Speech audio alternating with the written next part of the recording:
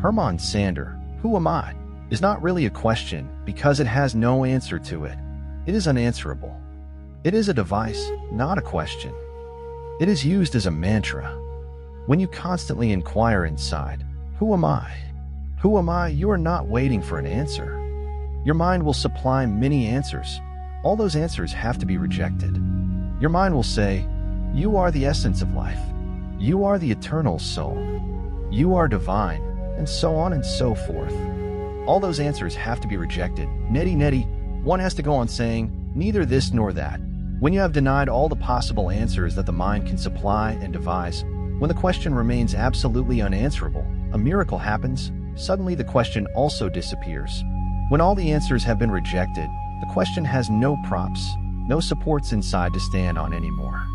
It simply flops, it collapses, it disappears. When the question also has disappeared, then you know. But that knowing is not an answer. It is an existential experience. Nothing can be said about it, or whatever will be said will be wrong. To say anything about it is to falsify it. It is the ultimate mystery, inexpressible, indefinable. No word is adequate enough to describe it. Even the phrase essence of life is not adequate. Even God is not adequate. Nothing is adequate to express it. Its very nature is inexpressible. But you know exactly the way the seed knows how to grow.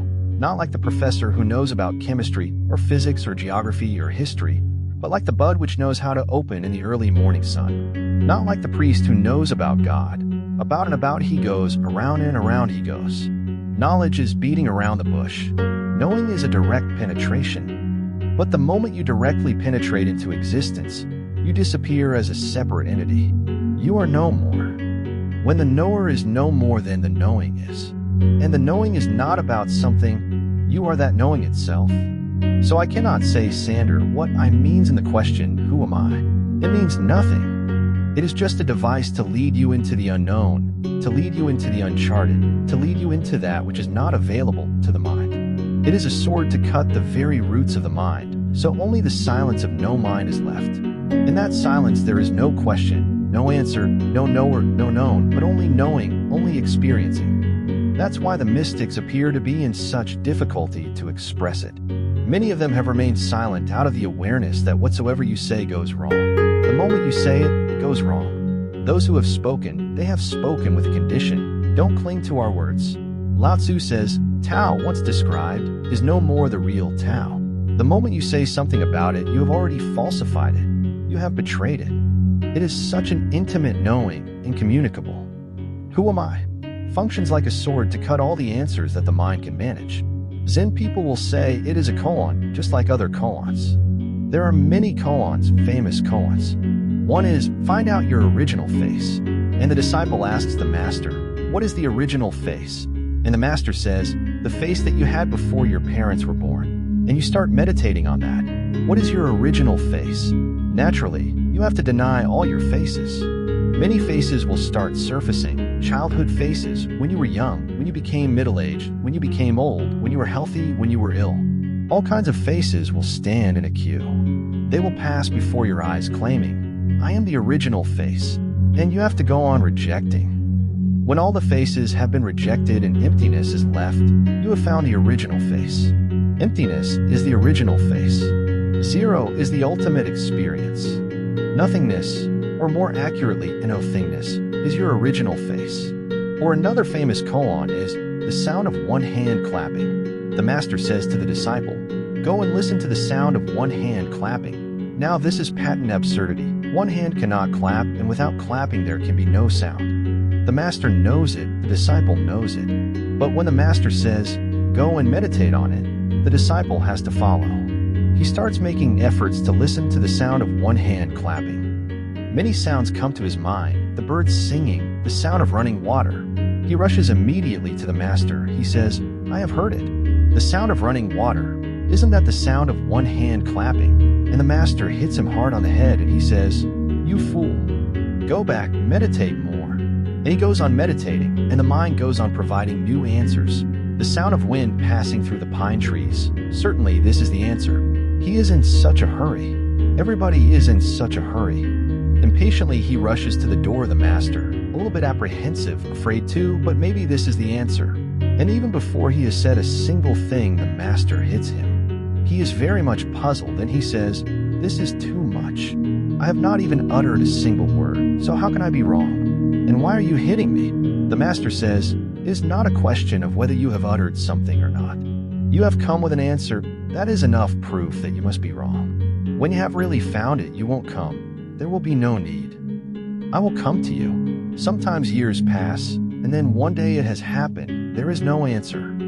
First, the disciple knew that there was no answer to it, but it was only an intellectual knowing. Now he knows from his very core, there is no answer. All answers have evaporated. And the sure sign that all answers have evaporated is only one, when the question also evaporates. Now he is sitting silently doing nothing, not even meditating. He has forgotten the question. What is the sound of one hand clapping? It is no more there. It is pure silence. And there are ways, there are inner paths which exist between a master and a disciple. And now the master rushes towards the disciple. He knocks on his door. He hugs the disciple and says, "So it has happened? This is it. No answer, no question. This is it. This. The second question. Question 2. Osho, I feel life is very boring. What should I do?" Brij Mohan, yes it is, you have already done enough. You have made life boring, some achievement. Life is such a dance of ecstasy, and you have reduced it to boredom. You have done a miracle. What else do you want to do? You can't do anything bigger than this. Life and boring? You must have a tremendous capacity to ignore life. Just the other day I was telling you that ignorance means the capacity to ignore. You must be ignoring the birds, the trees, the flowers, the people. Otherwise, life is so tremendously beautiful, so absurdly beautiful, that if you can see it as it is, you will never stop laughing. You will go on giggling, at least inside. Life is not boring, but mind is boring. And we create such a mind, such a strong mind, like a china wall around ourselves, that it does not allow life to enter into us. It disconnects us from life. We become isolated, encapsulated, windowless. Living behind a prison wall, you don't see the morning sun. You don't see the birds on the wing. You don't see the sky and the night full of stars. And, of course, you start thinking that life is boring. Your conclusion is wrong. You are in a wrong space. You are living in a wrong context. You must be a religious person, Brij Mohan, because to make life boring one has to be religious. One has to be very scholarly. One has to know Christianity, Hinduism, Islam. One has to learn much from the Vedas and the Quran and the Bible. You must be very well informed. A man who is too well informed, too knowledgeable, creates such a thick wall of words, futile words, empty words, around himself that he becomes incapable of seeing life. Knowledge is a barrier to life. Put aside your knowledge, and then look with empty eyes, and life is a constant surprise. And I am not talking about some divine life. The ordinary life is so extraordinary. In small incidents, you will find the presence of God, a child giggling, a dog barking, a peacock dancing. But you can't see if your eyes are covered with knowledge. The poorest man in the world is the man who lives behind a curtain of knowledge. The poorest are those who live through the mind. The richest are those who have opened the windows of no mind and approached life with a no mind. Brij Mohan, this is not only your experience. You are not alone in it. In fact, the majority of people will agree with you. They don't find any surprise anywhere. In each moment there are surprises and surprises because life is never the same. It is constantly changing, and it takes such unpredictable turns. How can you remain unaffected by the very wonder of it? The only way to remain unaffected is to cling to your past, to your experience, to your knowledge, to your memories, to your mind. Then you cannot see that which is. You go on missing the present. Miss the present and you live in boredom. Be in the present and you will be surprised that there is no boredom at all. Start by looking around a little more like a child. Be a child again. That's what meditation is all about. Being a child again, rebirth, being innocent again, not knowing. That's what we were saying the other day. The master said, not knowing is the most intimate. Yes, you must have become very alienated from life, hence boredom. You have forgotten the intimacy, the immediacy. You are no longer bridged. Knowledge functions as a wall. Innocence functions as a bridge. Start looking like a child again. Go to the seashore and again start collecting seashells. See a child collecting seashells, as if he has found a mine of diamonds. So thrilled he is.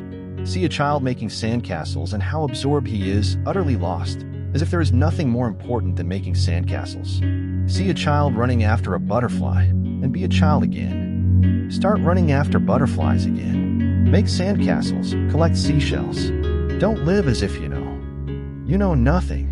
All that you know is about and about. The moment you know something, boredom disappears. Knowing is such an adventure that boredom cannot exist. With knowledge, of course, it can exist. With knowing, it cannot exist. And let me remind you, I'm not talking about some divine knowledge, some esoteric knowledge. I'm simply talking about this life. Just look around with a little more clarity, with a little more transparency, and life is hilarious. A downtown store featured a plaque in its window reading, "Buy American." Printed in small letters at the bottom was "Made in Japan." Just start looking around a little more carefully. A German in the Soviet zone reported to the police that his parrot was missing. He was asked whether the parrot talked. "Yes," he replied, "but any political opinions he expresses are strictly his own." Molly, age 79, complained of abdominal swelling and pain to the doctor. He examined her thoroughly, put her through a series of laboratory tests, and then announced the results. "The plain fact, madam," said the medical man, "is that you are pregnant." "That's impossible," said Molly. "Why, I am 79 years old and my husband, although he still works, is 86. The doctor insisted, so the aging mother-to-be pulled over his desk telephone and dialed her husband's office. When he was on the line, she shouted, "You old goat, you have got me pregnant." "Please," quavered the old man, "who did you say was calling?"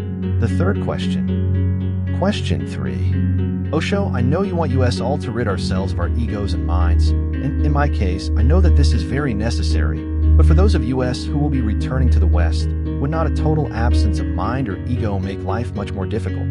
Prem Joyce, when I say, drop the ego, drop the mind, I don't mean that you cannot use the mind anymore. In fact, when you don't cling to the mind, you can use it in a far better, far more efficient way, because the energy that was involved in clinging becomes available. And when you are not continuously in the mind, 24 hours a day in the mind also gets a little time to rest. Do you know? Even metals need rest. Even metals get tired. So what to say about this subtle mechanism of the mind? It is the most subtle mechanism in the world. In such a small skull, you are carrying such a complicated biocomputer that no computer made by man is yet capable of competing with it. The scientists say a single man's brain can contain all the libraries of the world, and yet there will be space enough to contain more. And you are continuously using it, uselessly, unnecessarily. You have forgotten how to put it off. For 70, 80 years it remains on working, tired. That's why people lose intelligence, for the simple reason that they are so tired. If the mind can have a little rest, if you can leave the mind alone for a few hours every day, if once in a while you can give the mind a holiday, it will be rejuvenated, it will come out more intelligent, more efficient, more skillful. So I am not saying that you are not to use your mind, but don't be used by the mind. Right now the mind is the master, and you are only a slave. Meditation makes you a master, and the mind becomes a slave. And remember, the mind as a master is dangerous because, after all, it is a machine, but the mind as a slave is tremendously significant, useful. A machine should function as a machine, not as a master. Our priorities are all upside down. Your consciousness should be the master. So whenever you want to use it, in the East or in the West, of course you will need it in the marketplace. Use it. But when you don't need it, when you are resting at home by the side of your swimming pool or in your garden, there is no need. Put it aside. Forget all about it. Then just be. And the same is the case with the ego. Don't be identified with it, that's all. Remember that you are part of the whole. You are not separate from it. That does not mean that if somebody is stealing from your house, you have simply to watch, because you are just part of the whole, and he is also part of the whole. So what is wrong? And somebody is taking money from your pocket, so there is no problem. The other's hand is as much yours as his. I'm not saying that. Remember that you are part of the whole so that you can relax, merge. Once in a while, you can be utterly drowned in the whole. And that will give you a new lease of life. The inexhaustible sources of the whole will become available to you. You will come out of it refreshed. You will come out of it reborn, again as a child, full of joy, inquiry, adventure, ecstasy. Don't get identified with the ego, although as far as the world is concerned, you have to function as an ego that is only utilitarian. You have to use the word, but remember that it is only a word. It has a certain utility, and without it, life will become impossible. If you stop using the word completely, life will become impossible. We know names are only utilitarian. Nobody is born with a name. But I am not saying to drop the name and throw your passport into the river. Then you will be in trouble. You need a name. That is a necessity because you live with so many people. If you are alone in the world, then of course there is no need to carry a passport. If you are alone, for example, if the Third World War happens and Joyce is left alone, then there will be no need to carry a passport. You can throw it anywhere. Then there will be no need to have any name. Even if you have one, it will be useless. Nobody will ever call you. Then there will be no need to even use the word, because I needs a thou. Without a thou, the I is meaningless. It has meaning only in the context of others. So don't misunderstand me. Use your ego, but use it just like you use your shoes and your umbrella and your clothes. When it is raining, use the umbrella, but don't go on carrying it unnecessarily. And don't go to bed with the umbrella, and don't be afraid that in a dream it may rain. The umbrella has a utility, so use it when it is needed, but don't become so identified with the umbrella that you cannot put it aside. Use the shoes, use the clothes, they are all utilities, not realities. In the world, when so many people are there, we need a few labels, a few symbols, just to demark, just to make sure who is who. You ask me, I know you want us all to rid ourselves of our egos and minds. I'm not saying to get rid. I'm simply saying to be master of your minds. I'm not telling you to be mindless. I'm only saying, don't just be minds. You are far more. Be consciousnesses. Then the mind becomes a small thing. You can use it whenever needed, and whenever not needed, you can put it off. I am using my mind when I am talking to you. The mind has to be used. There is no other way. But the moment I enter my room, then I don't go on using it. There is no point. Then I am simply silent. With you, I am using the language, the words. But when I am with myself, there is no need for any language, for any words. When I am settled into myself, and there is no question of communication, language disappears. Then there is a totally different kind of consciousness. Right now, my consciousness is flowing through the mind, using the mechanism of the mind to approach you. I can reach for you with my hand, but I am not the hand. And when I touch you with my hand, the hand is only a means. Something else is touching you through the hand. The body has to be used, the mind has to be used, the ego, the language, and all kinds of things have to be used. And you are allowed to use them with only one condition: remain the master.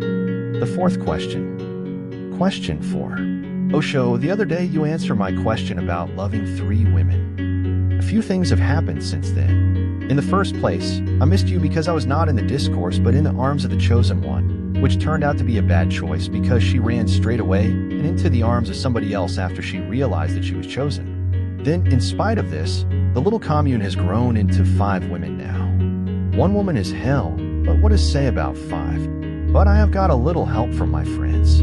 For instance, Hamid has suggested I turn gay and has offered me a date with him. Vivek suggested that I wait until there are 7. But please, Osho, before I disappear into the 7 hell, I've already lost 3 kilos in weight. You offered to buy me out. Can't we talk business now? I really mean it. Premadifir, a preacher, was listening to a young man confess his sins. In the middle of it, he stopped him. Wait a minute, young man, he said. You ain't confessing, you are bragging. Now you have started bragging. I know perfectly well, because I am in contact with your 3 women too. I also mean business. You don't have 5, you have even lost the 3. And today you are here because there is nobody you can be with. Hamid is generous, but remember, he is an Iranian. One day, back when the draft was still in effect, Glasscox received his induction notice. He reported to his draft board and confessed that he was a homosexual. Queer, huh? One member grunted. Do you think you could kill a man? Oh yes, giggled Glasscox, but it would take me quite a while. And let me make you aware that before you can kill an Iranian, the Iranian will kill you. So avoid Hamid. He is generous, but avoid him. He is also tired of women. He is just separated from Divya, so he must be feeling lonely. And Vivek's suggestion is very esoteric. She is becoming a little esoteric by and by. Being the chief medium, she has many esoteric mediums under her, so she is learning a few esoteric numbers. 7 is really dangerous. And your guess is right, 7 women will lead you to the 7th hell. And that is the last, the rock bottom. You cannot fall below that. Vivek must have suggested it so that once you have fallen to the rock bottom, you start rising back up because there is nowhere else to go. And you say you have lost 3 kilos in weight. Your weighing machine is not functioning. You must have lost more. It is really strange why women are called the weaker sex. They are not. Man is the weaker sex. Danny discovered his wife was cheating with another guy, so he went to this guy's wife and told her about it. I know what we will do, she said. Let's take revenge on them. So they went to a motel and had revenge on them. She said, let's have more revenge, and they kept having revenge. Finally, Danny said, that's enough revenge. I have no more hard feelings left. Be a little careful. This is just the beginning. A couple wakes up after the first night of their honeymoon. She sits up in bed, looks at her husband who is lying naked next to her, and says in a surprised voice, Darling, did we use him all up in one night? Adifir, this happens to almost every new male sannyasin in the beginning. Finding so many women here, he goes crazy. But within a few weeks, he comes to his senses, and then a totally reverse process sets in. First, he chases women. After a few weeks, the women start chasing men, and they start escaping. Many women have reported to me what has happened here to male sannyasins. They don't seem to be much interested in women. They don't approach women, they avoid them. Rather than taking the initiative, they escape. The moment they see a woman chasing them, they escape. What happens in the ordinary world is that man has plenty to imagine, fantasize about. Because the society does not allow you many relationships with women, only one woman. And you get tired, you get bored, and your mind starts roaming around. And all the women who don't belong to you look tremendously beautiful, just stunning, because they are not available. Your mind starts fancying, your mind goes into trips. Here it is totally different. This commune lives in the future now. It is how it is going to be all over the world sooner or later. This commune heralds a new consciousness, a consciousness rooted in freedom. Up to now you have lived in a deep slavery, psychological slavery. When you get freedom, in the beginning you rush into it madly. You start doing all kinds of things that you always wanted to do, but you were not permitted to do. Then soon things settle. You become aware that all women are alike, just as all men are alike. Maybe there are differences, but they are peripheral. Somebody has black hair, and somebody has blonde hair, and somebody has blue eyes, and somebody has black eyes, just peripheral differences. But as you become more and more aware of many people, as you become related to many people, one thing becomes absolutely clear to you, that all men are alike, almost alike, so are all women. Then settling starts. Then you start settling with one woman, with one man, in a more intimate relationship. That intimacy is not possible in the outside world because your mind will always go on thinking that your woman, your man, has not got that which others have got. And there is no way to find out the truth. Here the way is available. You can find out the truth. And once the truth is known, you start settling with one person. And this settlement is not enforced. This is not a legal arrangement. You will not be punished if you separate. Nobody is preventing you from separating. But still, now you start a totally different kind of journey, a new pilgrimage of intimacy, unimposed intimacy. And now you see that the deeper you want to enter into the other person, the more time is needed, patience is needed, many kind of situations are needed. And physical penetration is sex, which is a very superficial thing. Psychological penetration is love, which is far more deep, far more significant, far more beautiful, far more human. The first is animal, the second is human. And then there is a third kind of penetration, when two consciousnesses meet, merge, melt into each other. I call that prayer. Adifir, move towards prayer, because only prayer will give you real contentment. Only prayer will make you aware of the divinity of the other person, of the godliness of the other person. And seeing the godliness of the other person, of your beloved, you will become aware of your own godliness. Love is a mirror. A real relationship is a mirror in which two lovers see each other's faces and recognize God. It is a path towards God. The fifth question. Question 5. Osho, I am born British and so is my friend. Any hope? Vivek, nobody is born British. It is a disease that happens later on. We learn it. It is not innate. Just like nobody is born German or Indian. These are structures that are imposed on us later on, after the birth. These are social ways of enslaving your psyche, your being. Every society imposes certain forms, rules, regulations. Every society gives you a shape, a form, a face, a facade. Nobody is British, and nobody is German, and nobody is Indian. Hence, these structures can be dropped. One can slip out of them. The only thing needed is awareness. We are so unaware that we become one with a structure, identified with it. We start thinking that we are it. And that's where the disease becomes a permanent phenomenon. It becomes chronic. Otherwise, one can slip out of being British or Hindu or Mohammedan or communist as easily as the snake gets out of its old skin and never looks back. Secondly, not all Britishers are British. Not all Germans are Germans. Not all Indians are Indians. You can find a few Indians here. My sannyasins or my would-be sannyasins. They are not Indians. They have slipped out of the Indian prison. Now, there are so many Germans here, and when I go on telling jokes against Germans, they laugh as relaxedly as you laugh. They don't feel hurt.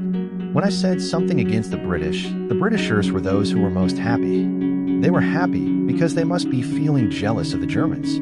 I go on hitting the Germans so much. I have a certain soft corner for Haridas, Govindas, etc. I go on hitting them. And the Britishers must be feeling a little lost, lagging behind. My sannyasins belong to no race, to no country, to no religion. That's what my sannyas is all about, getting out of all kinds of prisons, becoming simply human, declaring one's universality, declaring that the whole earth belongs to us. As sannyasins grow slowly into millions, we are going to create trouble. When I have got enough sannyasins, I will tell you, now you can burn your passports and move freely from one country to another, because freedom of movement is a birthright. This is so ugly that you cannot move from one country to another country easily. They create so many barriers. When you pass the boundary of one country to another, you immediately become aware that you have been in a prison and you are entering into another prison. The prison is big, so when you are inside, you don't know about it. The person who has never left India will not be aware that he is living in a big prison. But when you leave the country, then you know how difficult it is, how you are tortured for hours, how many papers you have to fill in, how many things you have to do before you can get over the border. Then you know that this is a prison, and you have to do the same thing in the other country. These countries are big prisons. The hope is that when there are millions of sannyasins, and we have created enough orange energy in the world, we will break all these barriers. But remember always, not all Germans are Germans, not all Britishers are British, not all Indians are Indian. That is the only hope. There are a few who are in the prison, but not part of it. It is just an accident that they are born in India, an accident that they are born in England. Otherwise, they are free souls. They are the real hope for humanity, the real hope for the future. This English sportsman had been abroad and returned to his home without notice. While walking through the corridor with his butler, he looked into his bedroom and discovered his wife making love to a strange man. "Fetch my rifle at once," he instructed his butler. In a matter of minutes, his rifle was brought to him. Raising it and taking aim, he was tapped on the shoulder by the butler, who whispered, "If I may say so, sir, remember you are a true sportsman. Get him on the rise." Now the butler is not British, not at all. Has more sense of humor. Two Englishmen were coming home late at night from a poker party. One said, "I'm always afraid when I return home late from a party like this. I shut off the engine of my car a half a block from home and coast into the garage. I take off my shoes and sneak into the house. I am as quiet as possible, but invariably, about the time I settle down into bed, my wife sits up and starts to berate me." The other man said, "You just have the wrong technique. I never have any trouble. I barge into the garage, slam the door, stomp into the house, and make a hell of a racket. Then I go upstairs to the bedroom, pat my wife, and say, 'How about it, kid?' She always pretends she is asleep." The sixth question. Question 6. Osho, no passion, no jealousy, and so much loving. Can it be true that this suffering is over? Prem Turiya, this is one of the most fundamental things to be remembered, and you will have to be constantly aware. You cannot take it for granted that the suffering is over. If you take it for granted that the suffering is over, the suffering will be back by the back door. You have to be constantly alert and aware. Yes, for the moment there is no jealousy, no passion, and yet so much loving, naturally. When there is no passion and no jealousy, all the energies move into the direction of love. It is the same energy that becomes passion, that becomes jealousy. When there is no jealousy, no passion, all the energy is available for the flowers of love to bloom. But don't take it for granted. Don't think that the suffering is over forever. Life is a continuous evolution, and you have to be constantly alert. Otherwise, you can fall back into the old patterns very easily. And the old patterns have persisted so long, they have become so ingrained in your blood, in your bones, in your very marrow, that one moment of unconsciousness and you are back. You have to go on being aware. Something beautiful is happening. Much more is going to happen. One never knows how much more is possible. We are never aware of our potential unless it becomes actual. You have seen a beautiful space of non-jealous love. Passion is a kind of fever, and it consumes much energy. Fever naturally consumes energy, and passion is fever. When passion disappears, compassion arises. And compassion is cool. Passion is hot, it burns you. Compassion is cool, not cold, remember. Hatred is cold, lust is hot. Exactly between the two is the golden mean, neither hot nor cold. Then you are in a state of cool warmth. Very paradoxical, it seems, cool warmth. It is not hot, but it is warm. It is not cold, but it is cool. And the real flower of love opens up only in that climate of warmth-coolness. A warm coolness is the right climate for the lotus of love to blossom. But don't take it for granted. Never take anything for granted. Each moment you have to conquer it again and again. Life is a continuous conquest. It is not that once and for all it is settled, and then you can fall asleep and stay unconscious and there is no worry left. Again, you will be back in the same rut. Taria, I am happy. I have been watching you. You are looking both warm and cool. It is a non-ending process. Be alert, be watchful. Don't destroy this beautiful flower that is growing in you. When you have something precious, you have to be more aware. When you have nothing to lose, you can be unconscious, you can fall asleep. There is no problem. But when you have something to lose, and this is something precious, be more conscious, be more alert. You have discovered a treasure. The seventh question. Question 7. Osho, what is intelligence? Govindo, first. No, well, that intellectuality is not intelligence. To be intellectual is to be phony. It is a pretending intelligence. It is not real because it is not yours. It is borrowed. Intelligence is the growth of inner consciousness. It has nothing to do with knowledge. It has something to do with meditativeness. An intelligent person does not function out of his past experience. He functions in the present. He does not react, he responds. Hence, he is always unpredictable. One can never be certain what he is going to do. A Catholic, a Protestant, and a Jew were talking to a friend who said he had just been given 6 months to live. What would you do? He asked the Catholic. If your doctor gave you 6 months to live, said the Catholic, I would give all my belongings to the church, take communion every Sunday, and say my Hail Marys regularly. And you? He asked the Protestant. I would sell up everything and go on a world cruise and have a great time. And you? He said to the Jew. Me? I would see another doctor. That is intelligence. Janet, a pert secretary, sashayed into the boss office. I have some good news and some bad news, she announced. No jokes, please, said her boss. Not on quarterly report day. Just give me the good news. Okay, declared the girl. The good news is that you are not sterile. This is intelligence. The outraged husband discovered his wife in bed with another man. What is the meaning of this? He demanded. Who is this fellow? That seems like a fair question, said the wife, rolling over. What is your name? That is intelligence.